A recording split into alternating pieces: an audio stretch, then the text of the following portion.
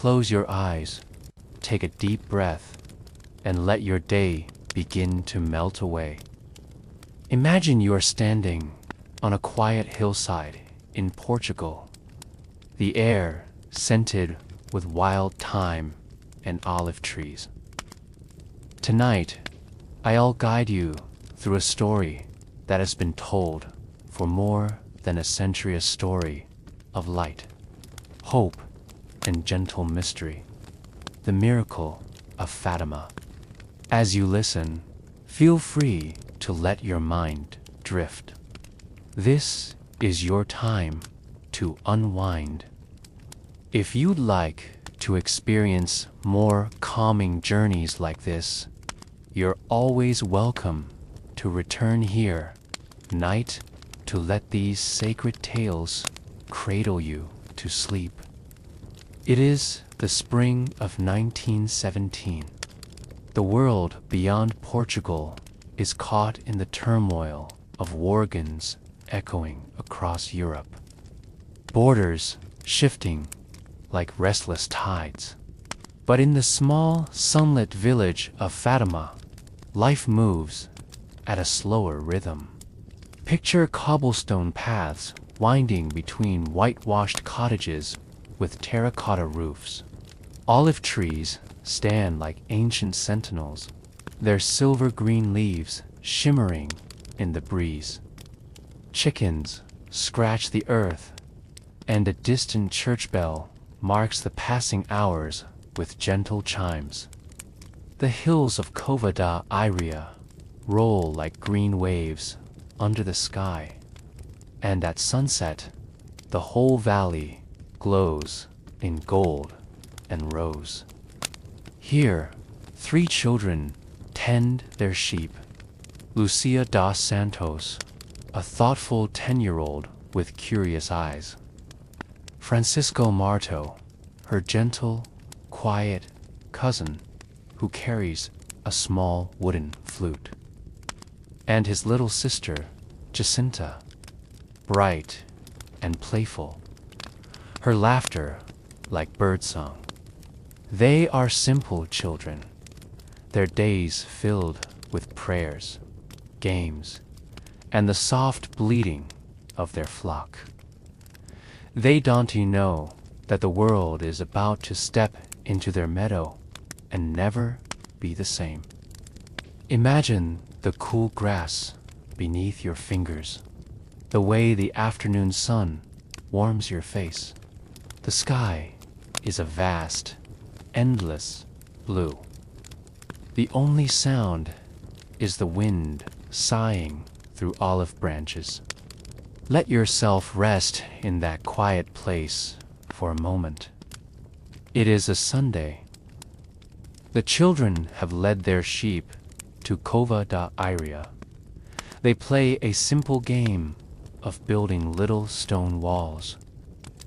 The air is still, and then a flash of light slices across the clear sky.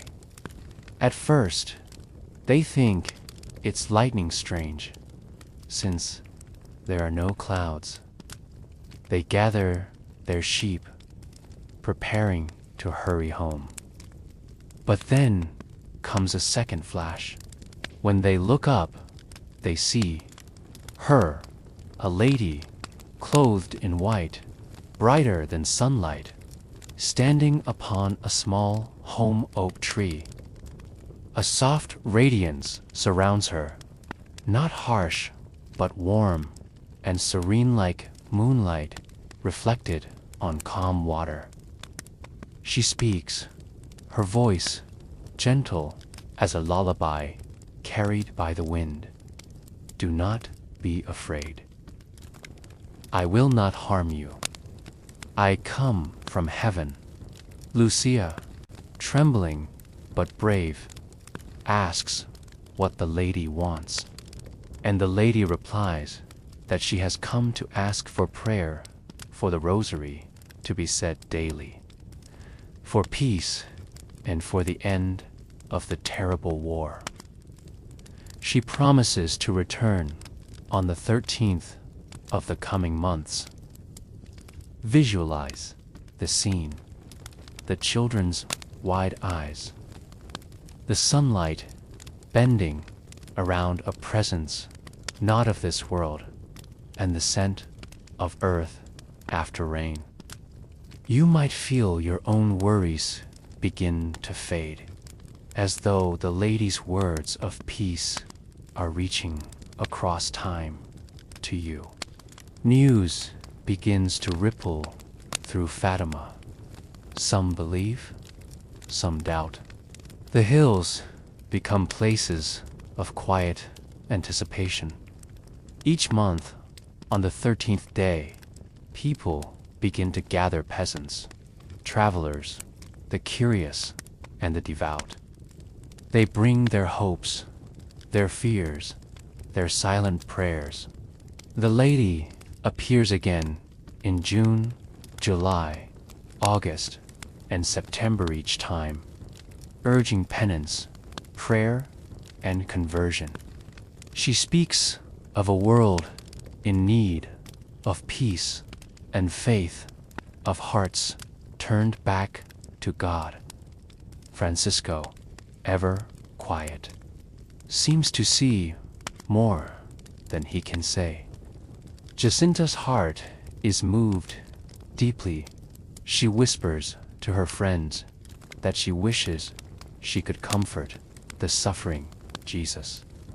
Lucia, older and thoughtful, carries the responsibility of remembering every word, every detail.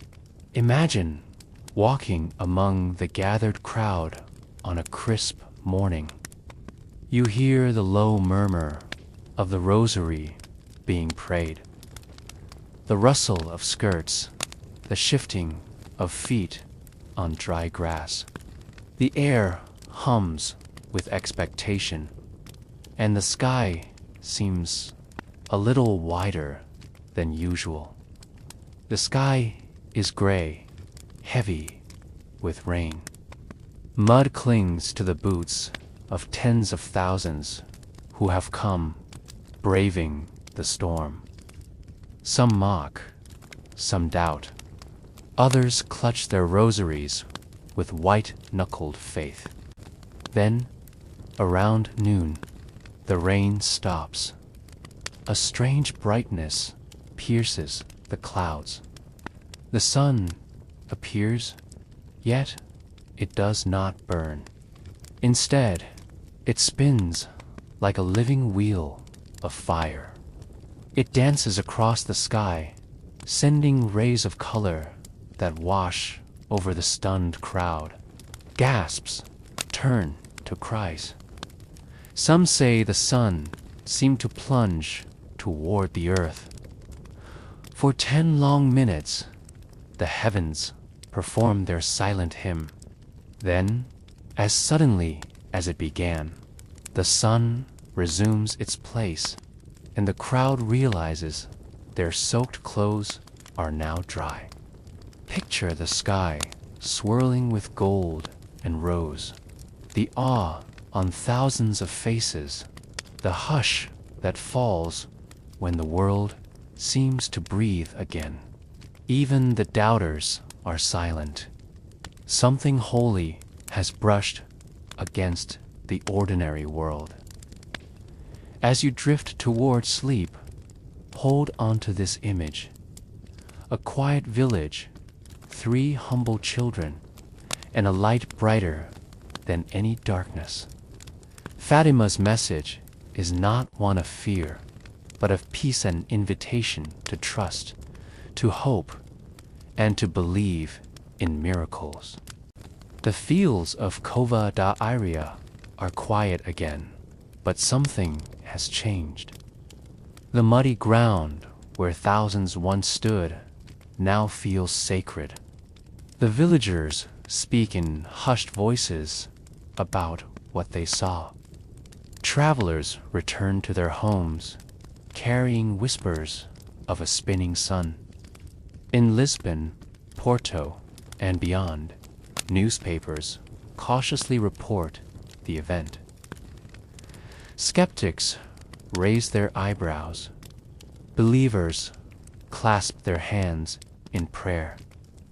But in the little cottages of Fatima, life still follows its gentle rhythm. Olive oil lamps flicker at night, and shepherd children still guide their flocks under wide, star-filled skies. Imagine the quiet of a Portuguese evening, the smell of baking bread mingling with wood smoke, the faint murmur of families gathered after supper. Somewhere, a flute plays a slow, tender melody that drifts across the hills. Let that image wrap around you like a warm blanket. Lucia, Francisco, and Jacinta are no longer ordinary shepherds. They carry messages the Lady entrusted to them, secrets of future events, calls for prayer, and visions that few can comprehend. Francisco, the quiet boy with the wooden flute, finds solace in prayer. He spends long hours in the small parish church, kneeling before the tabernacle, whispering prayers for sinners. His gaze often seems fixed on something unseen. Jacinta, bright and tender-hearted, becomes more serious. She offers small sacrifices, giving up food or drink or choosing discomfort, believing that even the smallest acts can comfort the Sacred Heart of Jesus. Lucia, older and practical, faces skepticism and even ridicule from some adults. At night, she gazes at the stars and wonders how her simple life became part of something so immense. Picture their tiny figures under the vast dome of the Milky Way, a flickering of distant constellations above, the cool earth beneath their feet. Even in their youth, they carry the weight of heaven's message. Soon, Francisco falls ill with the influenza epidemic that sweeps across Europe after the war. His frail body weakens, yet his eyes shine with a quiet peace. He tells Lucia and Jacinta not to be sad, that he will soon be with the Lady in heaven. In April 1919, at the age of 10, Francisco slips away quietly, a rosary entwined in his small hands. Jacinta, too, becomes sick. Her suffering is great, yet she bears it with remarkable courage for a child. In February 1920, she dies in a hospital in Lisbon, far from her village. Before she departs, she tells Lucia to remain and share the Lady's message with the world. Let your mind imagine a gentle night, a candle flickering beside Jacinta's small bed, the murmur of distant waves against the Portuguese coast, and the silent promise that light shines even in sorrow. Lucia grows into adulthood, entering religious life, and becoming Sister Lucia. Over the decades, she writes her memories, answers questions from church authorities, and keeps alive the call to prayer and conversion. Her life is quieter, now filled with prayers, letters, and the sound of chapel bells echoing across convent walls. The world changes, wars begin and end, borders shift, and generations come and go. Pilgrims travel to Cova da Iria, now a great sanctuary, their candles glowing like stars in the night. Imagine yourself among those pilgrims on a cool evening. You walk slowly, the flicker of your candle joining thousands of others, casting golden light on white stone paths. A breeze carries the soft strains of the Ave Maria. You feel a quiet connection to the children, to their Lady, to something eternal. They are not harsh commands, but gentle invitations, like a mother calling her children home at dusk. Think of the sun at Fatima not as a frightening sign, but as a reminder that even the ordinary sky can become a canvas for the divine. As the music fades, picture, again, the hills of Portugal under a sky of infinite stars. 3 shepherd children once stood there, and the world was never the same. Let that thought cradle you tonight, the sense that miracles can touch even the simplest places, even the humblest lives. Years pass. The humble field of Cova da Iria is transformed. Where once only sheep grazed and children played, now a grand basilica rises, its white spire pointing toward the heavens. Stone walkways replace muddy paths. The air hums with quiet reverence as pilgrims arrive, women clutching rosaries, fathers carrying sleeping children, and young travelers walking barefoot in devotion. On warm summer nights, the sanctuary glows with thousands of candles. Their light dances on the marble columns, casting shadows that seem to whisper prayers.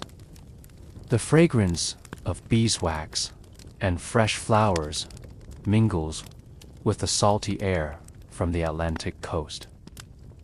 You can almost hear the echo of distant bells calling the faithful to evening prayer.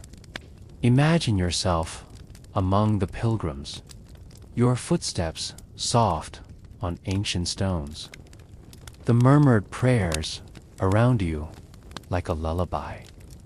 You breathe in the warm Portuguese night and feel the weight of history and hope.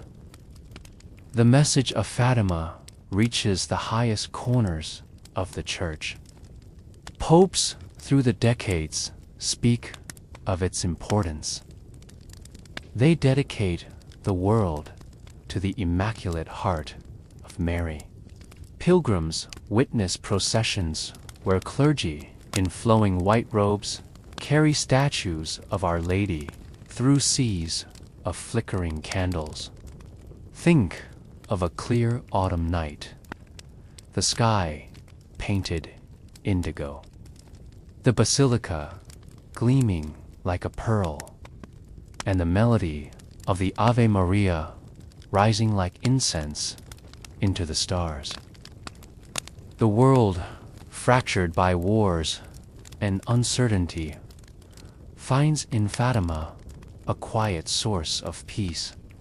Beyond Portugal, devotion spreads. Shrines to Our Lady of Fatima appear in towns and cities across continents. In the Philippines, Brazil, Poland, and the United States, families gather to pray the rosary inspired by the shepherd children's courage. Picture a small church in South America's wooden pews, polished by generations of hands. Outside, tropical flowers bloom beneath a sky, alive with fireflies. A flickering statue of Fatima stands beneath a simple altar. Even here, far from Portugal, her message sings like a distant lullaby. The 20th century is marked by wars, revolutions, and fears of destruction. Yet, Fatima's message remains simple: pray, repent, trust. In the middle of the Cold War, when tension between superpowers threatens the world, many turn their eyes toward the lady who once danced the sun in the sky. Imagine a frozen European city at Christmas times, no dusting cobblestones, church bells echoing through the night. Somewhere, an old woman kneels before a tiny Fatima statue in her modest apartment. She whispers prayers for peace, her breath forming small clouds in the winter air. The world outside may be uncertain, but in her heart there is quiet hope. One of the most moving sights in Fatima is the nighttime candlelight procession. Pilgrims walk shoulder to shoulder, candles raised high, their flames trembling like stars caught in human hands. The statue of Our Lady of Fatima glides slowly among them, adorned with fresh roses. The rosary is recited in many languages, weaving a tapestry of voices across the sanctuary.